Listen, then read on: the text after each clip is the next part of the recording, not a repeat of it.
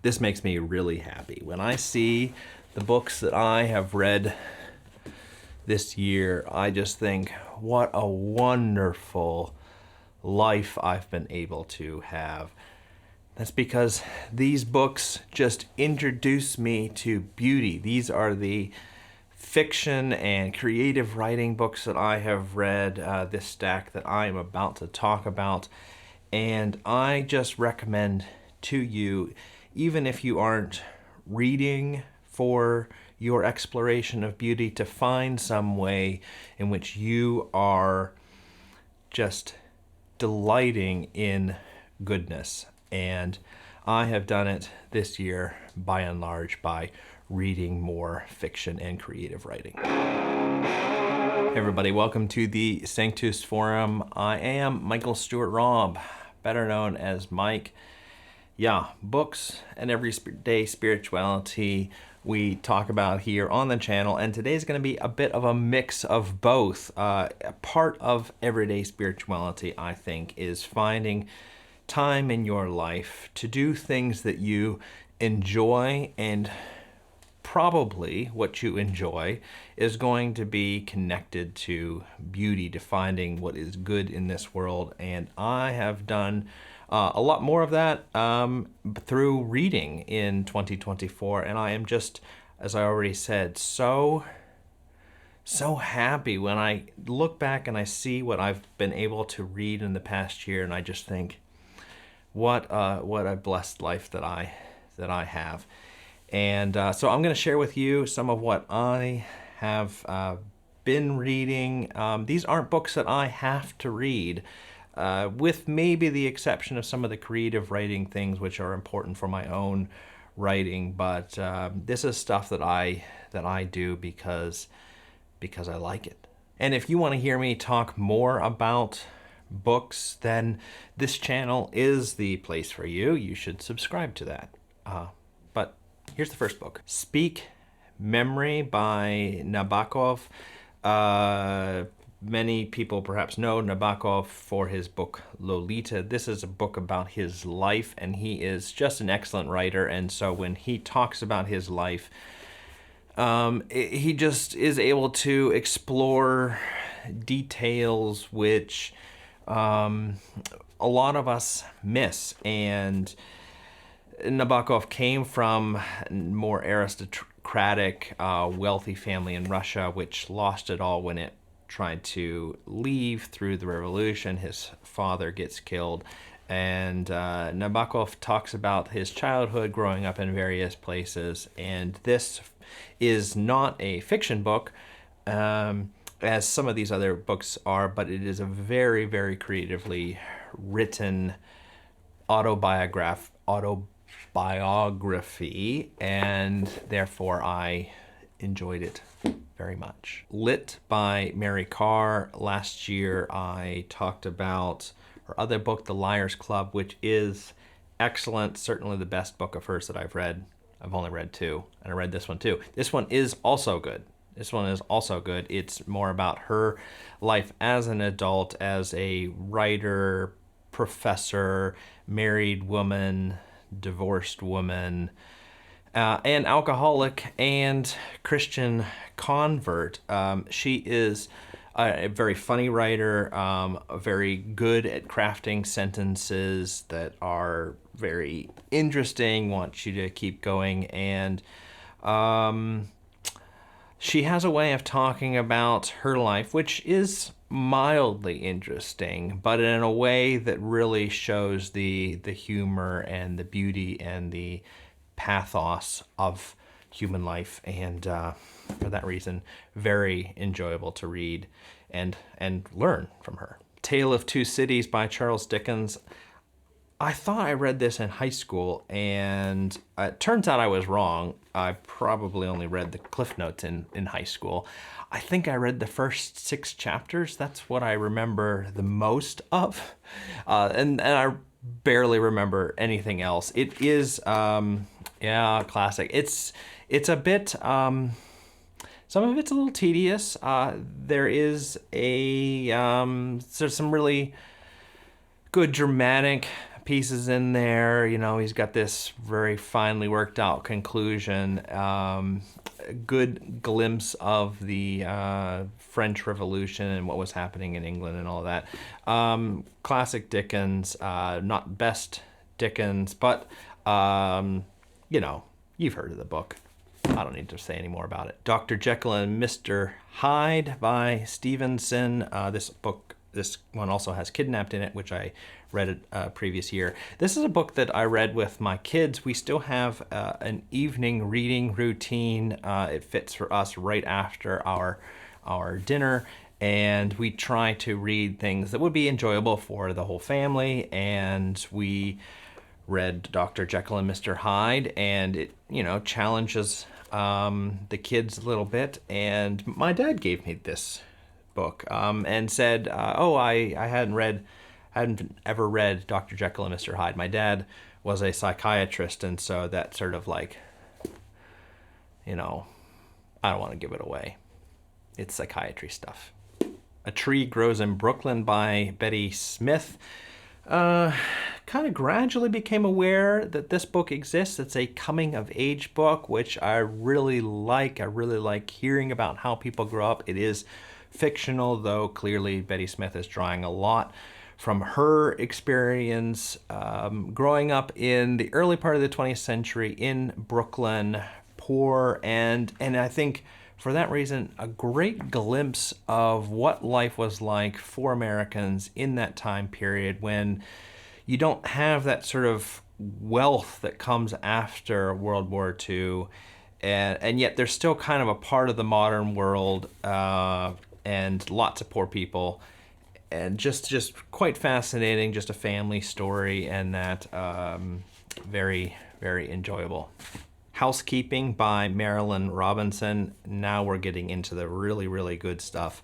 And I read some life books this year. This book was one of the best that I've ever read. It is more lyrical, poetic than some of the other, you know, books like Tree Grows in Brooklyn. But for that reason, some of the symbolism that comes out of this book is so good. Set in northern Idaho, I guess, by a lake.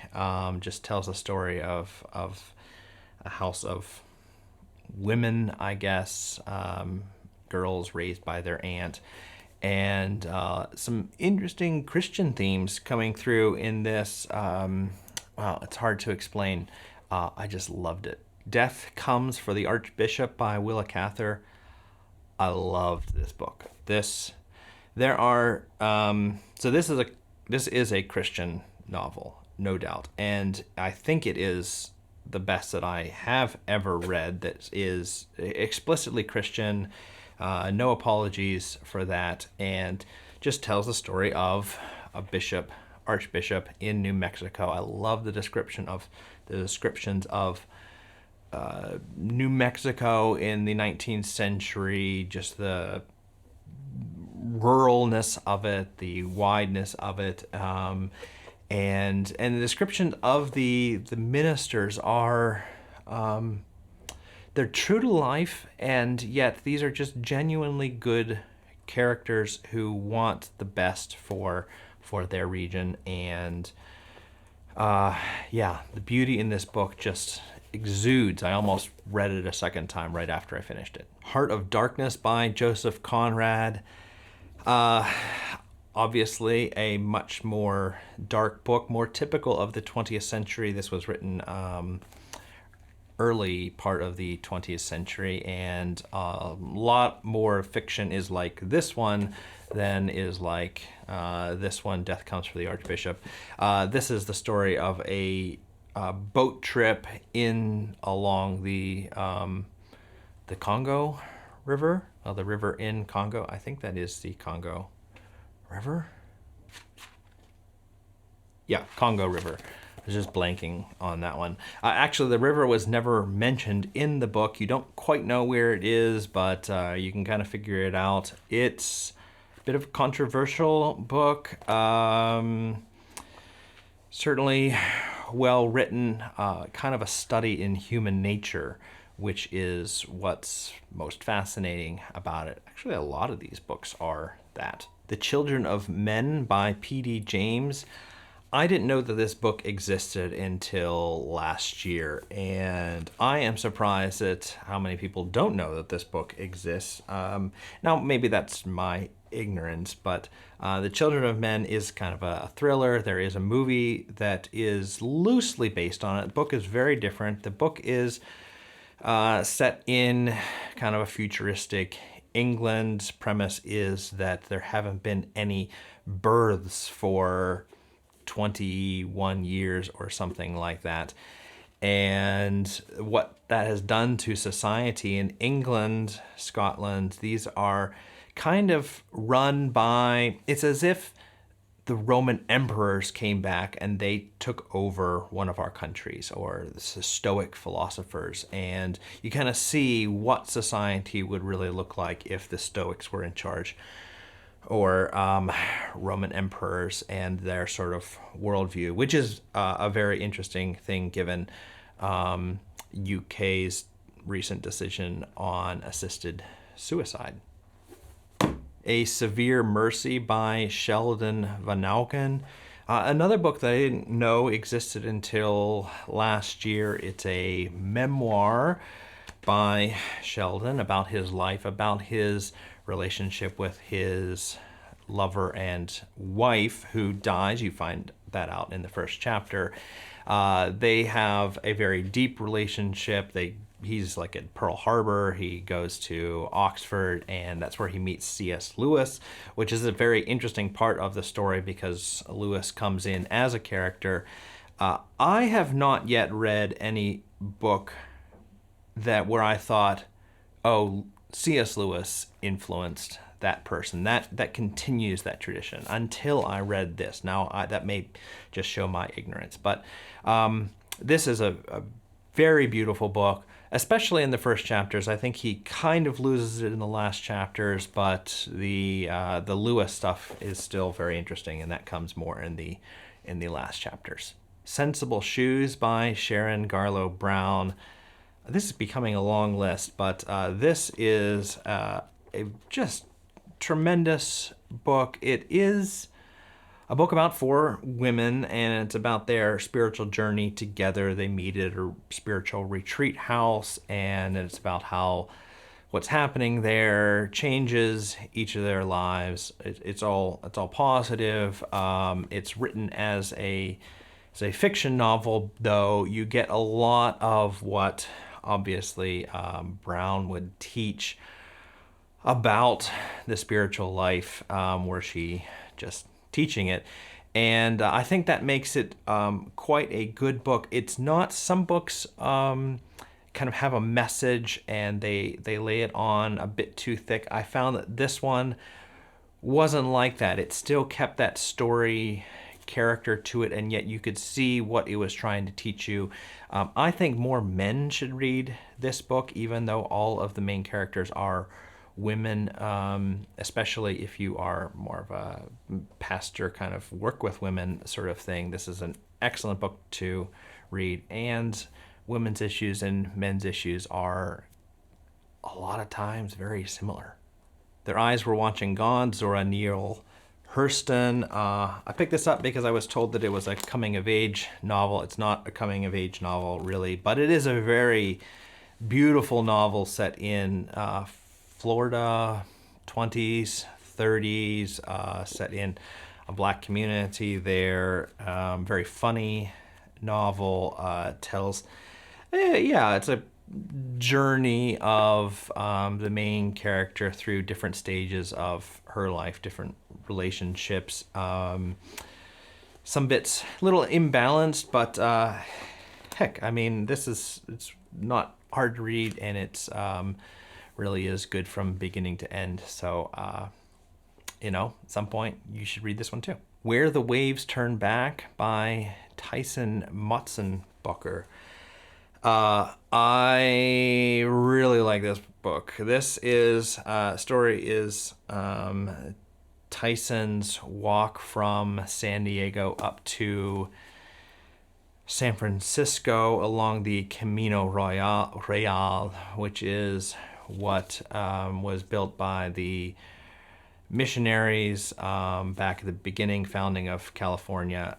It's mostly just pavement now, and unfortunately not a very nice walk. But Tyson's mom dies at the beginning of the book, and that is the impetus for him taking this kind of journey. And he's a very good, observant writer, has some really good stories packed into this one.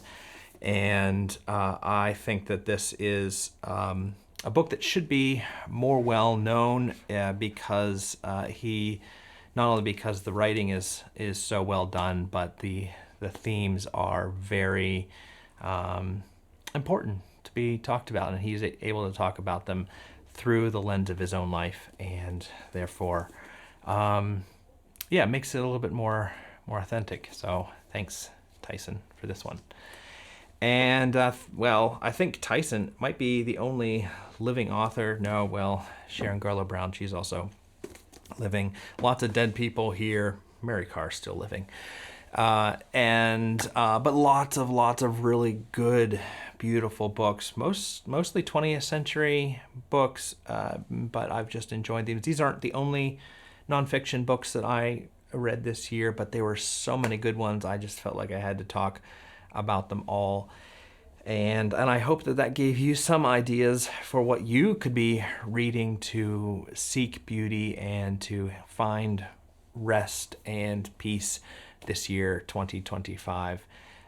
Reading is an incredibly important activity for us in this century, and find a way to do it.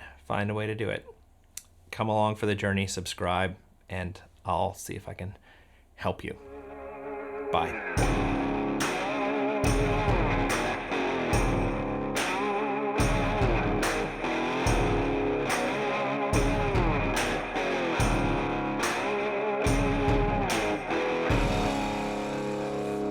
That was a lot of books. It'll be a long video.